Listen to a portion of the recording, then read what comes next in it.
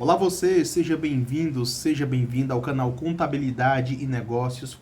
Eu sou o professor Martins e nessa aula eu vou te ensinar o que é o fato gerador do PIS e da COFINS.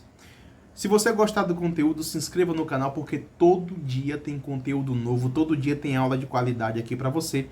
E na descrição deste vídeo, desta aula, eu vou deixar alguns links para você.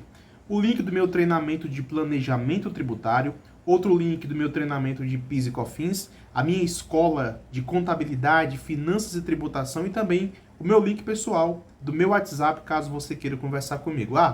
Na compra de um treinamento, você recebe outro totalmente gratuito.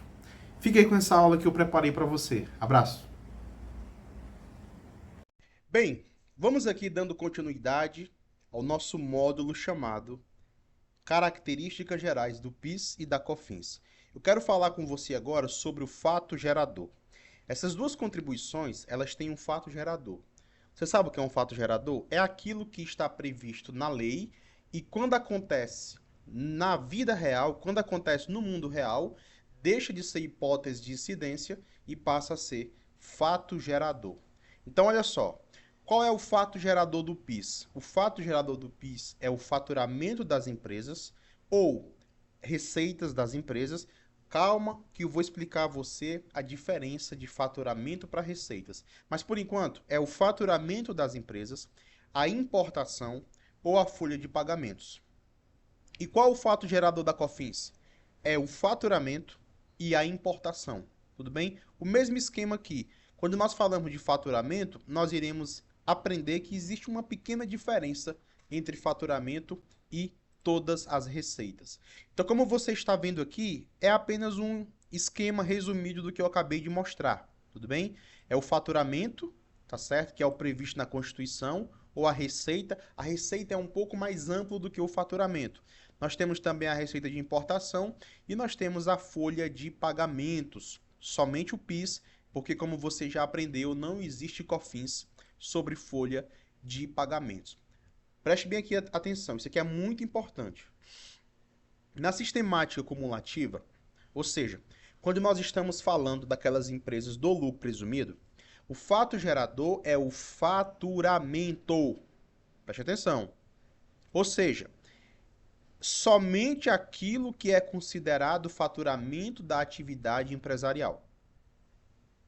Na sistemática não cumulativa, o fato gerador são todas as receitas, ou seja, um conceito mais abrangente do que o faturamento. Então vamos aqui entender para que a gente possa dar continuidade aos nossos estudos. O faturamento, ele sempre vai ser menor do que todas as receitas, tá bom? Eu vou dar um exemplo, tá? Vamos lá. Uma empresa, ela trabalha, é o supermercado. Vamos aqui imaginar um supermercado. Qual é a atividade principal de um supermercado? É vender produtos. O supermercado compra e revende. O que é considerado faturamento naquele supermercado? O faturamento é todo aquele dinheiro que entrou, ou à vista ou a prazo, derivado da atividade principal da empresa, a atividade comercial, que é vender produtos. Vamos aqui imaginar uma coisa. Esse supermercado, ele tem R$ 1 milhão de aplicações financeiras. Todo mês recebe ali aproximadamente, vamos imaginar, R$ 10 mil de rendimentos. Esses R$ 10 mil de rendimentos, seja renda fixa ou variável, esses R$ 10, eles não são faturamento. Perceba que a empresa está tendo duas entradas de dinheiro. Uma da atividade principal, vender os produtos no supermercado, e está tendo outra entrada de dinheiro, que é um rendimento, que seja renda fixa, renda variável, não importa. Esse outro rendimento é uma receita financeira, mas não é um faturamento. Veja, na sistemática cumulativa, no lucro presumido, esse supermercado só iria pagar PIS e COFINS sobre o faturamento. Não iria pagar PIS e COFINS sobre esses 10 mil de receita que entrou. Tudo bem? receita financeira. Na sistemática não cumulativa não é assim. Na sistemática cumulativa, o supermercado iria pagar PIS e COFINS sobre os 10 mil, desculpa, sobre o faturamento, tá? Vamos imaginar que faturou R$ 1 milhão no mês. Iria pagar PIS e COFINS sobre faturamento, mas também iria pagar PIS e COFINS sobre as receitas financeiras. A COFINS seria um pouco maior. COFINS sobre receitas financeiras é 4%. Então, você precisa entender isso, tá? Na sistemática cumulativa, no lucro presumido, a base de cálculo do PIS e da COFINS, o fato gerador é apenas o faturamento. Na sistemática não cumulativa, ou seja, no lucro real, a base de cálculo, o fato gerador, serão todas as receitas. Tudo bem? Veja, o Supremo Tribunal Federal declarou que faturamento não pode ser considerado como todas as receitas, e sim o resultado da atividade fim de uma determinada empresa. O que é a atividade fim de uma empresa? É aquilo que está previsto no contrato social. O supermercado, quando ele, antes de ser aberto, o supermercado ele tem lá os seus sócios, os sócios eles preparam o contrato social, ou atos societários, tudo bem? Naquele contrato social, precisa ficar bem claro qual é a atividade fim do supermercado. Tudo bem? Senão ele nem pode ser aberto. Vamos aqui imaginar. O supermercado, ele coloca lá no estatuto que a atividade fim dele é comprar e vender veículos.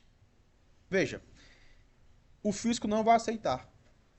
Da mesma forma que uma empresa, tá, que é revendedora de veículos, coloca lá no estatuto que vai comprar e vender mercadorias de supermercado. O fisco não vai aceitar. Então, cada empresa precisa ter a sua atividade fim bem definida, tá certo? Senão, vai ter um problema fiscal. E essa atividade fim bem definida é aquilo que o STF chama de, literalmente, atividade fim.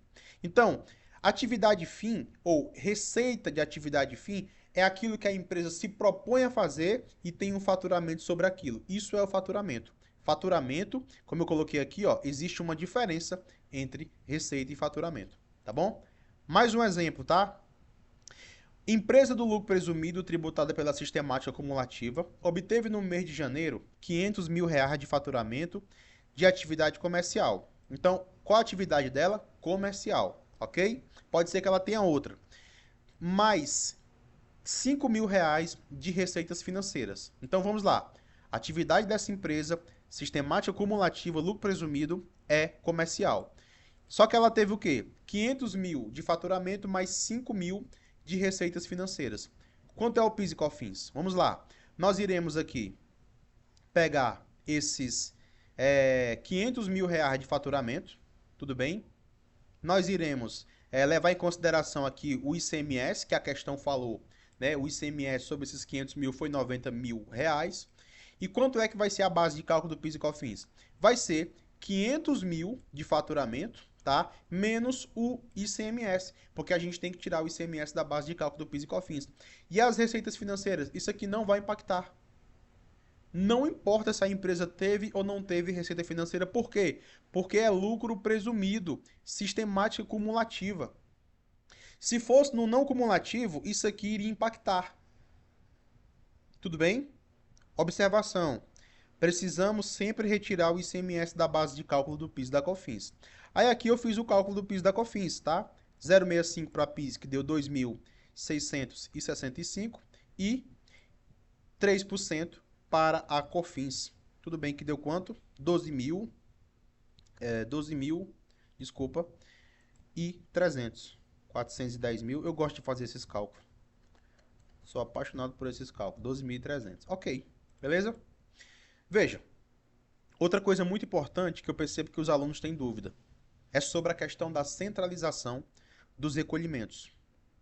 Não importa se uma empresa tem uma matriz e 10 filiais.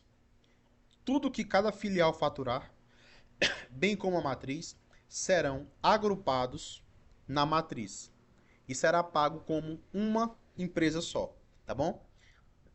Não é que a matriz vai pagar o seu e cada filial vai pagar o seu PIS e COFINS, não. tudo será agrupado, todos os faturamentos serão agrupados e serão pagos na matriz. E o prazo de recolhimento até o dia 20 do mês subsequente de ocorrência dos fatos geradores, né, pelas pessoas jurídicas, financeiras e equiparadas, e até o dia 25 do mês subsequente à ocorrência dos fatos geradores pelas demais pessoas jurídicas. Ou seja, nós temos aqui dois tratamentos diferentes.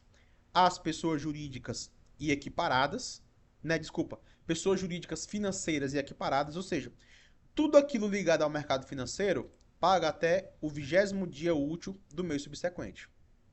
Então, faturou em janeiro, os bancos e todas as empresas financeiras têm até o 20º dia do próximo mês, de fevereiro, tá? Desculpe, não é dia útil, é o 20º dia mesmo.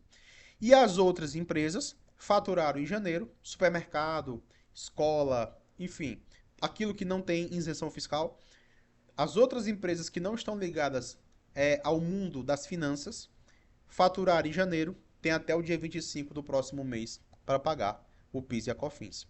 Na próxima aula, nós iremos aqui falar um pouquinho mais sobre base de cálculo e as exclusões da base de cálculo. Qualquer dúvida, deixe sua pergunta e bons estudos. E aí, gostou da aula? Entendeu tudo?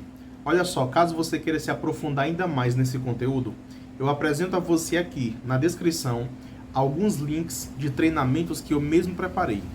Tem um de planejamento tributário, outro de PIS e COFINS, tem a minha escola de contabilidade, finanças e tributação com todos esses conteúdos dentro e também, caso você tenha dúvida e queira conversar comigo para eu te explicar melhor, o link do meu WhatsApp está aqui na descrição. Se inscreva no canal e aguarde que todos os dias eu posto mais conteúdos aqui. Abraço!